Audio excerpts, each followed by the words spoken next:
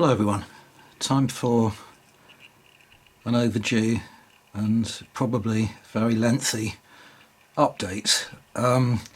First of all, show you what I've got painted over the last month. You're looking at the moment at a group of Touareg on camels, and they are figures from Castaway Arts, an Australian company. The good news now is that I haven't finished my Beau Geste project. I've still got a lot of figures to paint, but I now have sufficient figures painted to be able to play a game of The Men Who Would Be Kings. So having finished this group, it's unlocked the possibility of a couple more videos in the near future. I think what I'll do first of all is an overall showcase of all the figures I've got for both sides and various bits of scenery and terrain that I've accumulated as well. So that shouldn't take too long to do. And then after that, a game of The Men Who Would Be Kings and a bat rep. So I'm going to have to wait probably a little while just until the weather improves and the background lighting is okay, and then I'll get that done as well. So yeah, it's taken me a long time to get around to painting these figures. The reason being I was a bit daunted, I have to admit. It struck me that they were going to be difficult to paint, not because of any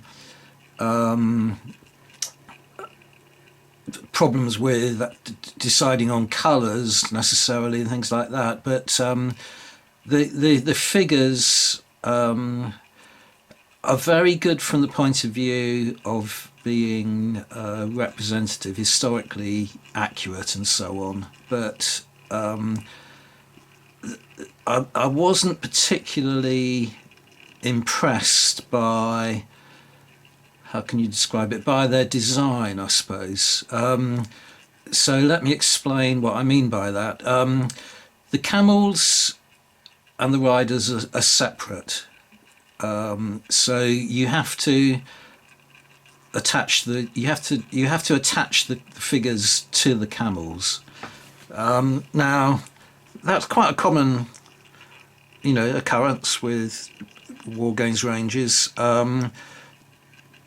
More kind of commonly, with cavalry, with horses and riders, and there's often, you get ranges where the riders don't sit comfortably on the horses, or in this case on the camels. So you have gaps underneath the figure, so they're not snugly they don't fit snugly to the horse, and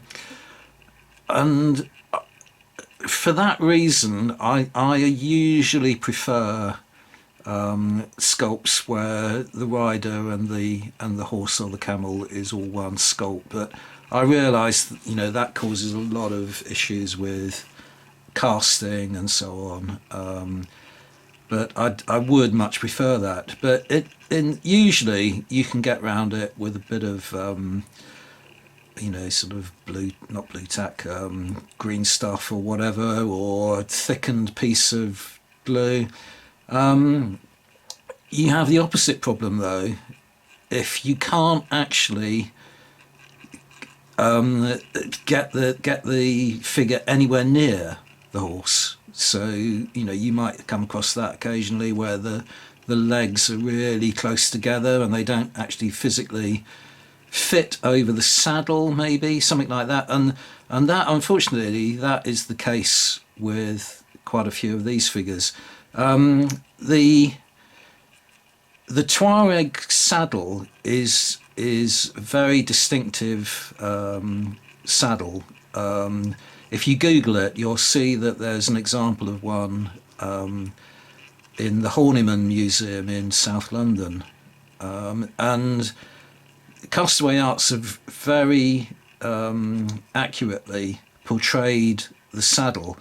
Now, the anterior part of the saddle, the sort of trident-like horned piece at the front, is actually separate. It's a separate cast. You have to. There's a hole, or at least there is a hole on most of the camels for you to insert that in.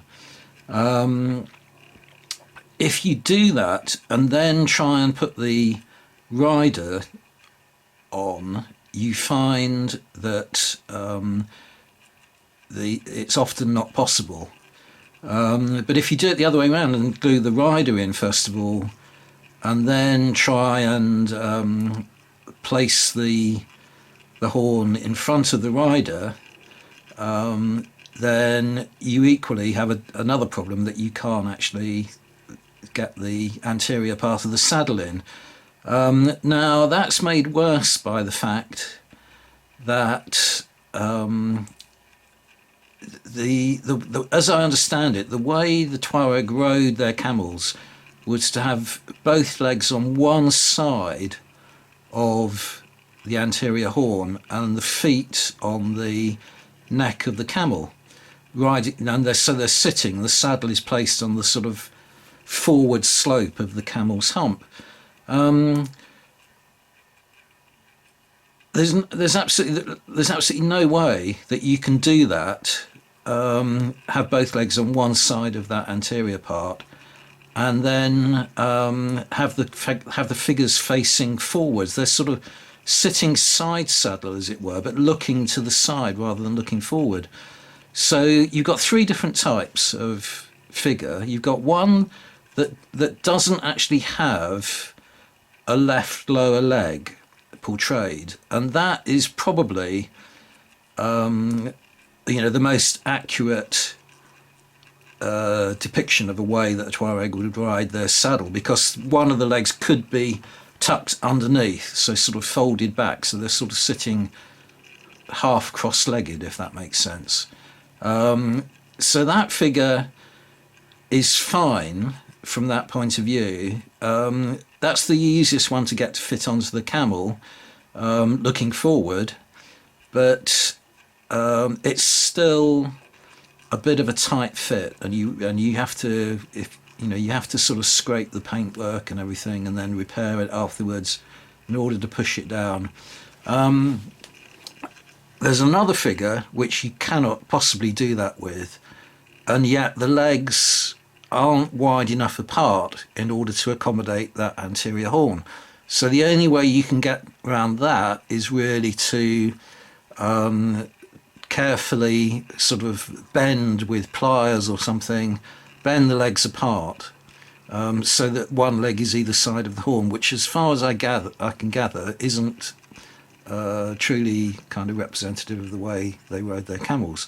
But it doesn't look bad, and it works, and it means that they're still kind of looking forward, as though they're sort of riding forwards rather than sitting looking to the side. So that works.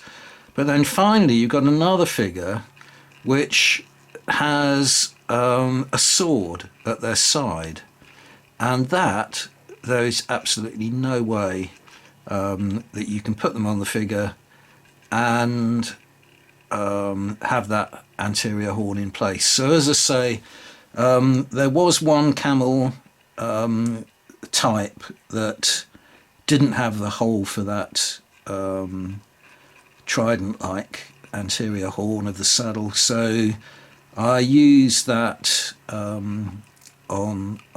use that figure on those camels, and it means that the sword out to the side doesn't kind of snag the back part of the upright part of the saddle at the back.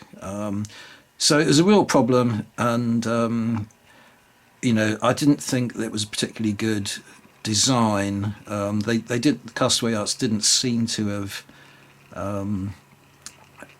thought about the way the figures were cast and their pose in relation to the camels that the figures were riding.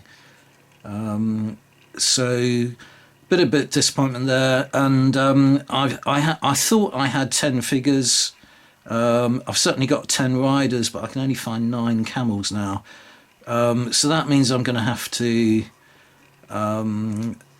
readjust my army composition a little bit and mix these camels in. I was going to have them as a separate unit, but mix them in with the cavalry that I've got and just have them as general kind of camp mounted units rather than a distinct cavalry unit. And the other problem with that is that they're all kind of in poses that don't suggest holding a musket, other than the one with the spear down by the side. But with that one, it's a very similar problem to the saddle. There is absolutely no way that you can get a musket in to that sculpt to place it in the figure's hand. So they've all got spears, which are quite nice actually. The spears, they're again, like the saddles, they're very accurately depicted with the sort of lower part of the haft splayed out, so they are quite distinctive. And again, I've got a few shields that I could have put on them that are, again, are very accurately portrayed, but you come up with the same problem, that the anterior part of the saddle doesn't actually accommodate putting a shield onto the side of the figure. So anyway, this is what I've ended up with, and I'm pretty pleased with them. I'm certainly not going to make another purchase coming all the way from Australia to kind of sort of bolster the Touareg force that I've got now. There, I'm gonna, if I do increase the size of the army that I've got, then it's going to have to be with figures sourced more locally. So a bit of a shame in a way, but if you're down, if you're in that part of the world, I can recommend Castaway Arts as, a very decent range of figures. They do a lot of mainly colonial figures, and I think they're a very nice range indeed. Okay, on to my next completed painting. Okay, I've now got some US Marines to show you. A few groups of these, so I'm going to put them up in groups of 4. They're from the assault group, as were my last lot that I showed you. And this particular blister pack is, I think, Marines with M1 rifles taking cover, if I remember. Same kind of colour scheme as I used in the last update that I presented to you, and I won't say much more about them, as there's, as I say, it's about 16 of these figures to show you, so just go on to the next group. Right, now the blister packs contain 4 figures, but what you see here are 2 figures from the medics blister pack. So the figure carrying the stretcher and the figure carrying a wounded Marine are both from the medics pack, but I've kept the other 2 figures from that aside because they're both depicted tending the wounded. So I thought what I would do is put them on a base with casualty figures, so I haven't got those ready to show you yet. So the other 2 figures that you're looking at the moment are kind of 2 of the individual figures that the assault group used to give away once you had spent a certain amount of money. They've changed that habit now. So one of them is a US Marine eating chow, and the other one is just coming around into view now, is the US Marine with a Browning shotgun, so it's sort of slightly unusual weapon. and I decided I was kind of wondering whether to give the medics a sort of distinctive look so that they could be identified on the wargaming table, such as a red cross on some of their equipment or the helmet maybe.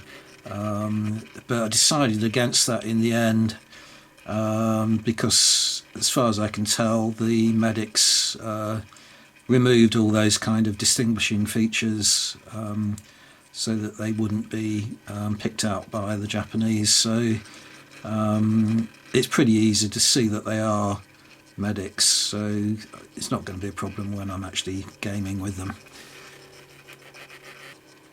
Okay, next up then, these are snipers. I have decided to make them stand out a little bit, so I've given them all completely camouflaged equipment and clothing.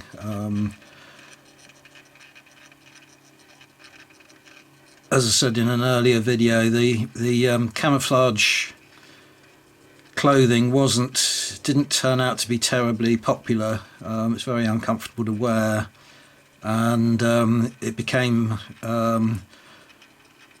a kind of an encumbrance in a way, both to wear and the fact that if you're moving a lot in camouflaged clothing, then you tend to stand out a little bit. So I thought it was better suited to the snipers than it was to any other unit. You could tell they were snipers from the fact that they've got scoped rifles, but from a distance that isn't really apparent. So on the tabletop they will be clearly, identifiable as snipers. You'll notice that one of them, which I think is ridiculous in this case, has got this captured Japanese flag in his belt. I could conceal the fact that that they are Japanese flags by painting them as towels or something like that, but that's not what they're intended to be, and I just decided to go with it. Fortunately, out of all these 16 figures that I'm showing you, this is the only figure to have one of those flags. I don't like them. I don't understand why they're on so many of the assault groups. Range, but there we are, I have to live with it. And certainly a sniper who's trying to sort of remain concealed, he's not going to be flapping one of those around on the back of his belt. So it's crazy. But as I said in another video, they're going to be the first casualties to be removed from the table, all these figures wearing flags, and there we are, that's it. Okay, and finally for the US Marines, I've got this blister pack of US Marines with bazookas moving, I think it's described as. So it's quite nice. You get two teams basically. Two of the figures have got the bazookas, and the other two are the sort of support with additional missiles. So I think this is a really nice pack. What I'm going to do, I've decided, is to purchase just about everything in the assault group's range slowly, and not sort of aim to buy figures just to sort of compose a specific army list, as it were. The only figures I'm not going to get are the ones that are portrayed in foxholes, sort of top half of a figure in a foxhole, because I find them kind of problematic to use on the tabletop, as it were. If you want to show them moving or whatever, it's a bit silly having them taking their foxholes with them. So I'm not going to go for those, but everything else I'm going to acquire. And then when I've done that and got them painted up, then I'll start thinking about all the sort of additional equipment I need, like artillery and tanks and vehicles and whatever. So for the time being, I'm just going to be collecting sort of ground troops, as it were. Right, that's it for the Marines, but I have got more painted pieces to show you. Right, so I've just been grabbing almost at random pieces from my Battlefront, Flames of War, Panzer Grenadier Company box that I bought way back when I think the Flames of War rules were still in their first edition, and the figures themselves, not these vehicles, but the figures themselves, back in the sort of days when they were metal. These vehicles rather, are resin. And as I say, I just almost grabbing things at random that are convenient to paint, and the eventual goal is to have the whole box sorted out, because it was in a bit of a jumble, and painted up and ready to use, not for Flames of War, but hopefully for our group. But I'm a long way off achieving that goal, but getting there steadily. So I've got a few other items from that box to show you. Okay, now in the box are a couple of objective markers. As far as I can see, Battlefront don't sell these anymore. I think that's, I don't know, I think it might be because you don't have objectives in Flames of War anymore. I don't know, maybe not, but anyway, there's not much to say about this, just an ammo dump. Makes quite a nice little piece of scatter terrain. This is the second piece. I really like this. It's a wrecked tank, but it's kind of obviously been inhabited by infantry, so there's lots of discarded items or scattered kind of items, like helmets and tropical sun hats and so on hanging from it, almost like it was a wardrobe, and few weapons and things like that, the odd bucket. So I think this is quite a nice little piece of scatter terrain. It's going to come in handy, if not just as a scenic item, then as an objective marker. So very pleased to have this, and again, as far as I can see, it's no longer available from Battlefront. I might be wrong in that. But anyway, that's all my painting. So now I'm going to go on to a massive amount of purchases that I've made over the last month. I want to start showing you this book. Out of all the purchases I've made over the last month or so, this was recommended to me by Matthew Dobbs, who many of you will know through his contributions to comments sections on videos and so on. I don't know what to say about this book other than I'm going to I'm sort of hoping to do sometime this year a video on the subject of Ord Wingate and of my father's World War II experiences and so on. So I'm not really going to say a lot on the subject of Ord Wingate, but what I would like to say is that I often think about muting comments on my channel and so on, and maybe even sort of stepping back from YouTube activity a little bit as well. But if I were to do either of those things, I would lose one of the things that I really value, which is a kind of connections I've made with a lot of you out there, and Matthew Dobbs is one of those people. He doesn't really have a channel of his own. He does sort of intend to put up more videos in the future, he says, but I had never heard of this book, and I wouldn't have heard of it had it not been for Matthew's suggestion, and but by sort of muting all the kind of banal and stupid and sometimes unpleasant comments that I get on my channel, I would have to sort of throw out the wheat with the chaff, and I'm so glad that I haven't made that decision, because as I say, I would never have heard of this book. Christopher Sykes, this book was published in 1959, and it's a very kind of sympathetic portrayal of Wingate, whilst at the same time recognising a lot of his faults and eccentric kind of personality. I'm pleased about that. I'm one of Wingate's admirers, as my father was, but he has a great many detractors who tend to be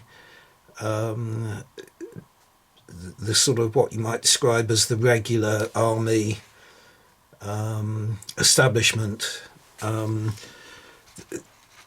The book, as I say, was published in 1959, and Christopher Sykes had a lot of access, because he came from an aristocratic background.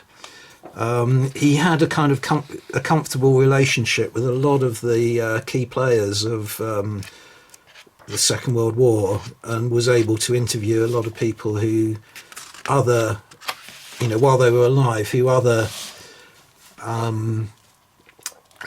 writers might not have been able to.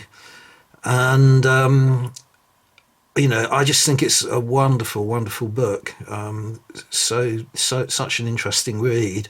The one downside of it was that it's a biography of Wingate, so it comes to a very abrupt end with his death, and doesn't go on to describe he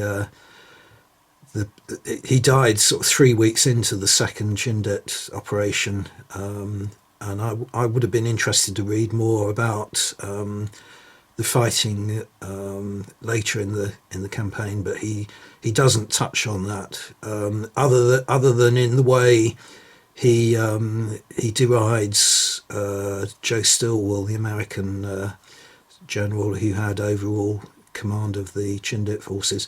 But the book isn't just about the Chindits, it's about Wingate's life as a whole, so right from his early background through to his army career before the war, and in the Sudan, and then later in Palestine, where again some of his controversial career is tied up with his very strong connections with the Zionist movement, and then later in Ethiopia, and then of course his two operations in Burma, organising the Chindits. But as I say, a lot of his detractors, they'll either be from the pro-Palestinian sort of sympathy, or from the established army. So the reason I've left it open at this page is that probably Wingate's most able and determined subordinate was this chap here, Mike Calvert, who survived the war and went on to a later kind of career in the occupying forces in Germany after the war, but he was expelled from the army on what might be considered trumped up kind of accusations. He was certainly a homosexual, and this is in an age when homosexual sex was illegal. So he wasn't popular with a lot of people in the army for that reason, but he was actually accused of having tried to solicit two sort of junior officers, and there is a sort of suggestion that these junior officers were put up to placing false charges against him so that he could be drummed out of the army. But he had a very at one stage he was actually out on the streets of Glasgow drinking meths and so on before he was actually sort of rehabilitated into society, as it were. And is even, if you watch the BBC series The World at War, he's actually appears on that occasionally, being interviewed about the fighting in Burma. So you can see pictures of him in later life being interviewed in that. But anyway, that's all I want to say about this book. For the time being, I am gonna do a video on the subject of Wingate, as I say, later.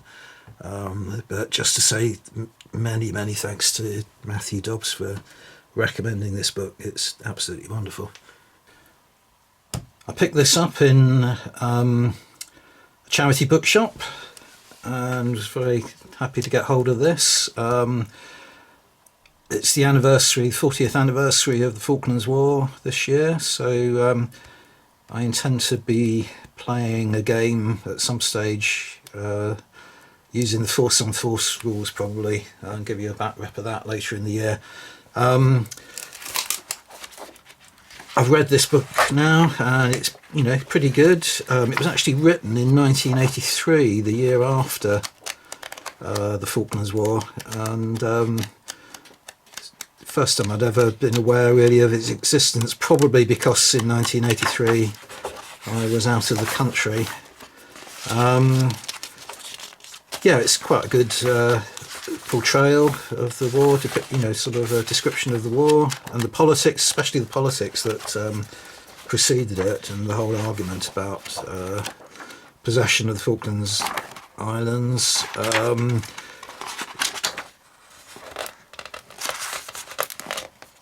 Couple of things to say really about, not necessarily about the book, but about the war in general, is that I was interested in this picture here, which shows the Paras just prior to and after the Battle of Goose Green, and as you can see, they're all wearing helmets, and it had never occurred to me that the figures I have for my 20mm figures that I have for the Falklands War, all the Paras are wearing red berets or soft hats and so on, and when they were actually fighting, they fought in with helmets.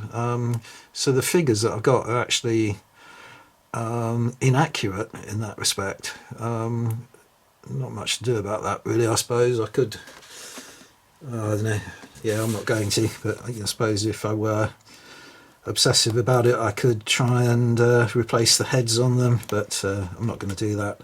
But the main thing I wanted to say is to give a channel shout out to a new YouTube channel that you may not be familiar with, but I'm sure is going to be a massive YouTube presence in the future. It's a channel called Dougie's Wargaming Blog Show. He only started the channel up on February the 4th this year. Today is the 27th of February. I'm filming this, and he's already up to 99 subscribers just in 4 weeks. So he's very close to having 100 subscribers already. Part of the reason for that is probably that he's been running a website, a blog on the internet for the last 10 years, which is absolutely excellent. I don't tend to look at wargaming blogs on the internet, though, other than occasionally I'll pick them up if I'm searching for images of how to paint or something like that. But I actually came across his channel because I was watching reviews of the Vapnatak show in York recently in February, and he put up a report on that show, so I watched that and then immediately spotted that a lot of his interests overlap with mine. So he had a video on his Chechen figures, modern sort of figures, and also he war games the Falklands War. I would imagine that he's an ex-para himself who served in the Falklands. Just sort of guessing that really from his sometimes wears, what he wears and so on, and I don't know, I might be completely wrong in that, but I don't think I am. Which is interesting in its own right, actually, because of this recent discussion people have been having about what conflicts would you know, be uncomfortable wargaming and so on.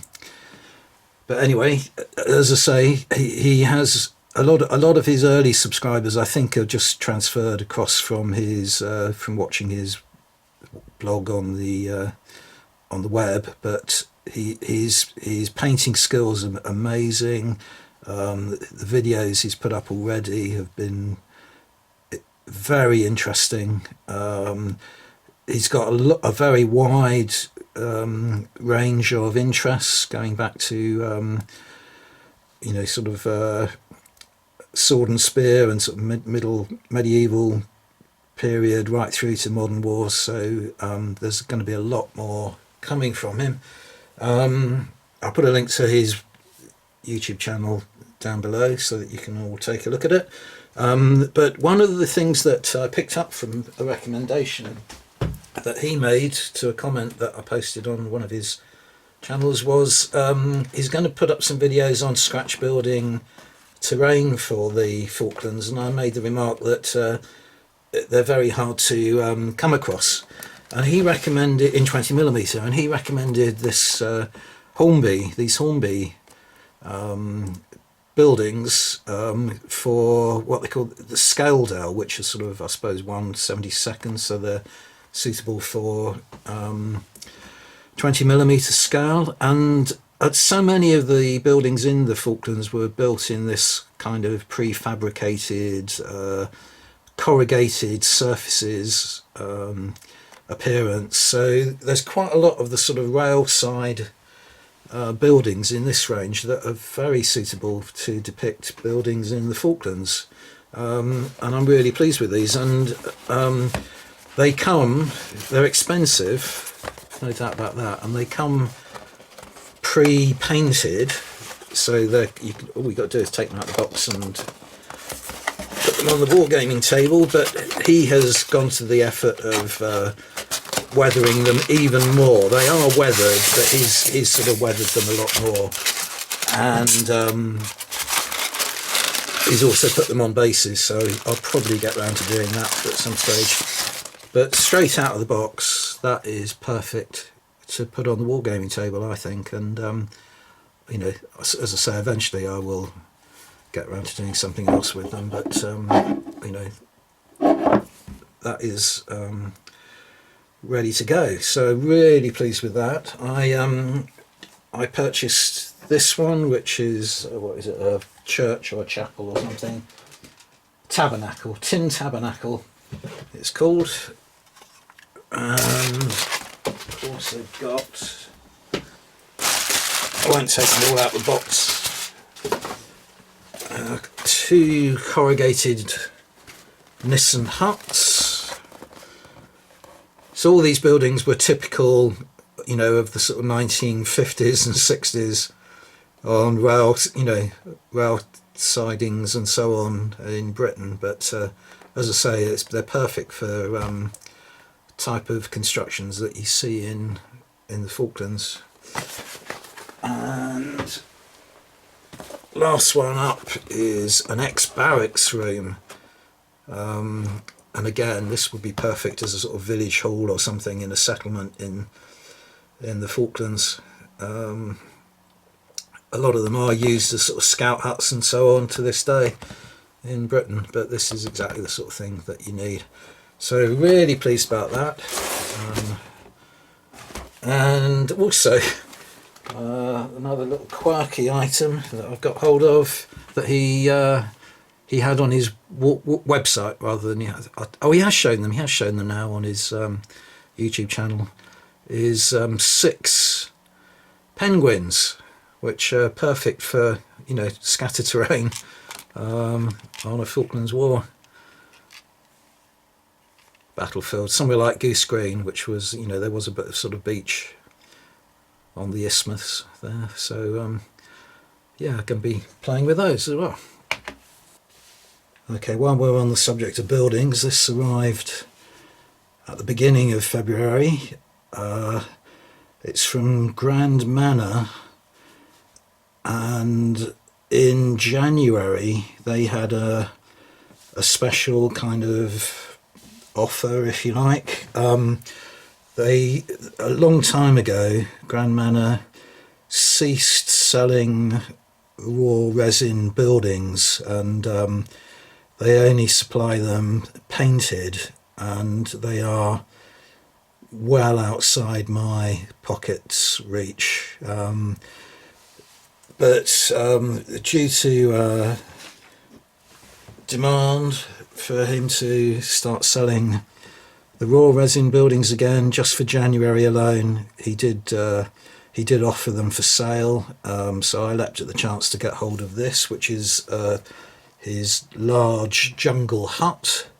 So it's 28mm scale, ideal for lots of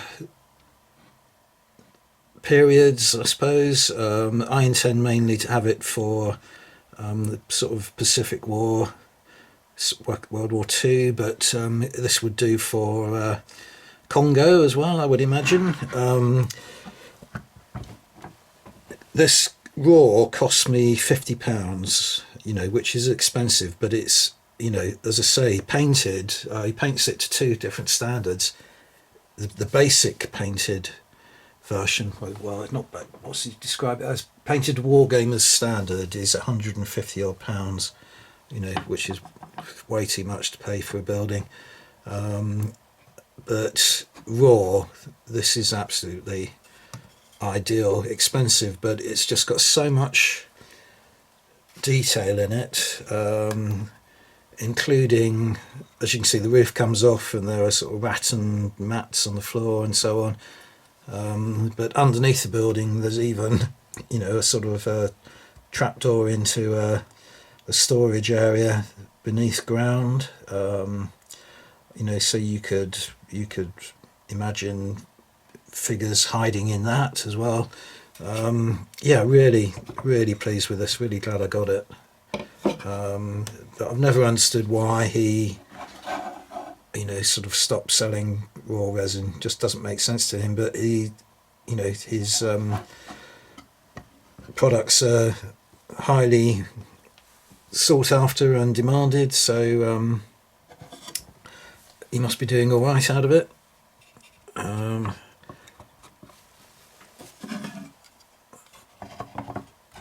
I don't know when I'll actually get it painted, but it's there in my, you know, it was an opportunity not to be missed.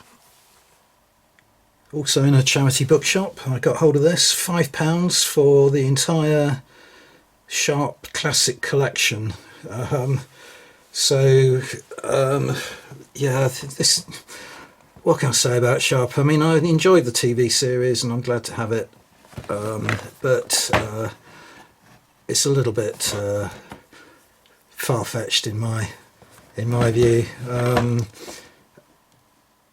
But it's a good kind of, you know, period romantic kind of adventure series, and it has inspired a lot of people to get into Napoleonic wargaming. So it's a fun TV series to watch, but I wouldn't take it too seriously. But having got this, I remembered that there were a couple of episodes set in India after the Napoleonic Wars, so I wanted to get those to complete my Sharp collection, so I purchased this from Amazon. So there are 2 DVDs in here set, as I say, set in India after the Napoleonic Wars. So this is really in any order now, so more and more purchases coming out. yeah, I had to carry on. As I say, I'm going to try and purchase all of the assault groups, infantry figures for the US Marines. So I've got another 6 blisters here. One of them is an individual figure, another one of those individual pieces that they used to give away as a sort of incentive to spend a lot of money. And this one is called Big John, so it's obviously intended to be John Wayne as depicted in the Sands of Iwo Jima. Yet again, though, I notice that they have put a captured flag, as far as I can see, on it in his belt. Don't know how many more of those I'm going to see in the other packs, but I've got US Marines with BAR in combat, US Marines with Bazooka. So these are firing the Bazooka. You see, I am going to have a lot of duplication in a way of figures that I need, but I just want to do this for completion. So I'm going to have figures moving with bazookas and so on, and you know, more than I need. But anyway, I've also got US Marines with BAR taking cover, US Marines 30 cal team advancing. So I have already painted up the firing version of these guys. And US Marine casualties. Now these are the ones, as I say, I've got another 2 medic figures who were attending the wounded, so I'm going to try and organise these figures so that I've got one of them on a base with a medic as well, and have those as casualty figures like that. So that's an addition to my lead mounting that will hopefully go very rapidly onto my painting table. Okay, I'm just going to run very quickly, hopefully, through a few more books that I've got hold of. I was watching a bat rep on a channel that I subscribe to called Cry Havoc Wargaming, who this chap who's situated over in Virginia, and he put up a bat rep for this set of rules on guard. They're by Craig Woodfield, who is the author of Ronin, also available through Osprey Wargames, and that is a set of rules that I enjoy playing. It's not a set of rules that is suitable really for solo wargaming, which is why I haven't played Ronin in a while. And On Guard is the same.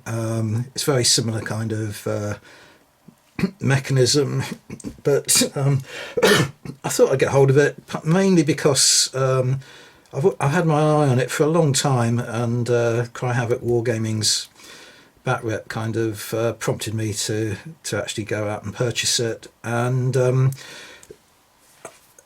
I'd always sort of thought that it was mainly set in the sort of Three Musketeers era, you know, which it chiefly is, but it does also, you can include pirates, you know, in it, and I've certainly got a lot of unpainted pirates in my lead mounting that I could use. And also, I don't understand how they can do this, but they've got conquistadors and Aztecs. It doesn't kind of ring true, really. There you are, there's some Aztecs fighting. It's not the sort of fencing type dueling kind of setting that I would have imagined the conquistadors, but I have got my eye on Wargames Atlantic. They're about to bring out some box sets of Aztecs and Conquistador that I put a pre-order in for, because I've definitely been interested in that period. So I doubt I'll ever use these rules to play with those figures, but you know, the two kind of coincide. And then just to go through, how many I've got here? 4 more books that I've picked up. This one I saw in a charity bookshop, old book by Bruce Quarry, lots of black and white photos of Panzers in the Desert is its title. So as I've been painting up those Afrika Korps Panzer Grenadier Company figures, I thought I would grab it. Not sure how much use it's going to be to me, but it's a nice little addition to my library. Also in a charity bookshop, and sort of slightly off of the wargaming theme, I picked up this, which is a book on the history of Devonport dockyard. So it's of interest from the sort of naval history point of view. And I got two books.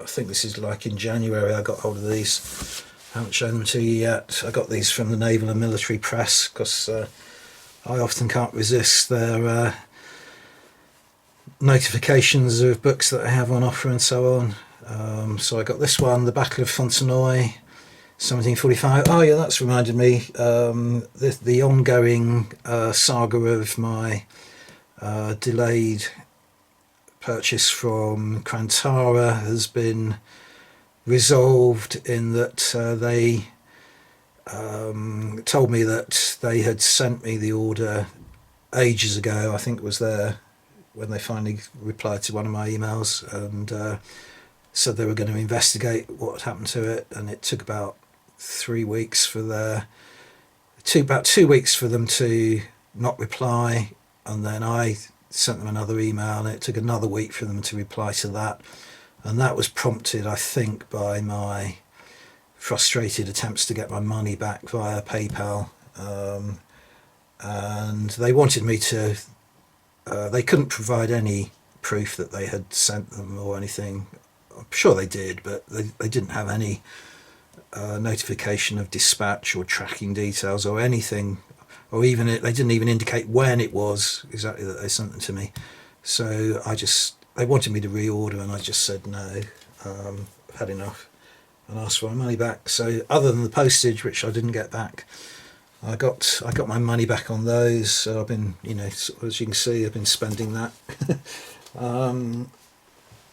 And also, same period, I got this book on the Battle of Preston Pans in 1745.